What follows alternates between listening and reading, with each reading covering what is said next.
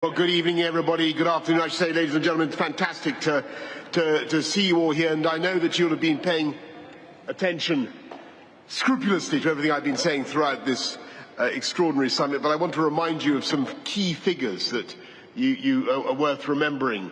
And I just want to remind you that when I was a kid in this country, we got 80% of our power from coal. When I was Mayor of London, and I first met some of my fellow world leaders, and we got 40% of our power from coal. Today, that figure is down to 1%, and it's going to zero by 2024. We're going to zero emissions for our vehicles, for our new cars, by 2030. We're going to net zero for our whole power generation sector by 2035, not even making use of gas. How is it possible to do this? It's through technology. It's through the Promethean power of human invention. That is what is enabling us to make the progress that we are. And I want to see here from the Glasgow breakthroughs a new surge of initiatives to deal with some of the outstanding problems. And let me give you one in particular, and that is aviation. And it's a tough nut to crack. And we're spending, I think I can see Bill Gates dimly over there. I can see Bill Gates. Now, Bill and I just agreed jointly to spend, I think, £400 million trying to solve the problems of low-carbon aviation, zero guilt-free aviation. And we've got to fix it. I'm going to be flying in a plane quite soon that has, I think, 35% sustainable aviation fuel.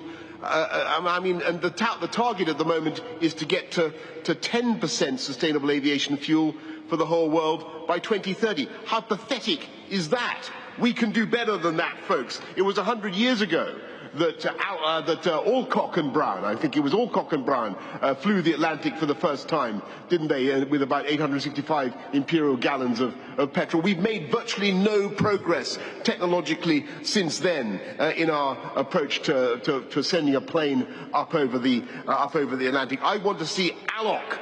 I want to see, never mind Alcock, I want to see Alcock as the skipper of the next Jet Zero plane that will not rely on fossil fuels at all. And I think that we should be far more ambitious. And I just want to say thank you to His Royal Highness the Duke of Cambridge, because I think the Earthshot Prize is a terrific initiative. And I've just met some young people who've got plans for getting rid of, there's a machine over there about the size of a microwave. It looks suspiciously like a microwave, actually, that apparently can make very cheap hydrogen. Isn't that fantastic? I believe it. I'm a taker. She gave me her card. This could be the future. I think that we can crack these problems, and there are basically 5 key areas where we want to see the breakthroughs take place. They're in transport, they're in steel, they're in hydrogen, they're in agriculture, and above all, they're in power generation. And we can fix it. Go back to that initial statistic that I began with. We can do extraordinary things. You may not think that the weather is particularly beautiful here in the UK. Actually, it's wonderful, isn't it? The weather's not too bad today. It's been fantastic. Hasn't been quite up to Kenyan standards, but it's been pretty sunny today.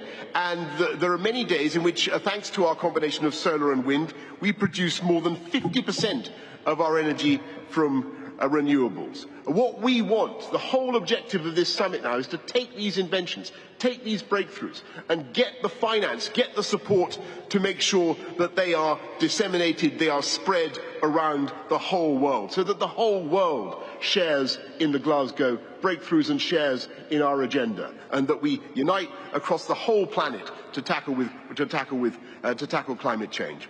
And there's one guy who particularly understands how to do that, and who shares that agenda, and who understands that a single hour of sunshine provides enough energy to power the whole Earth for a year. You know that, to power all human activity on Earth, I should say, for a year.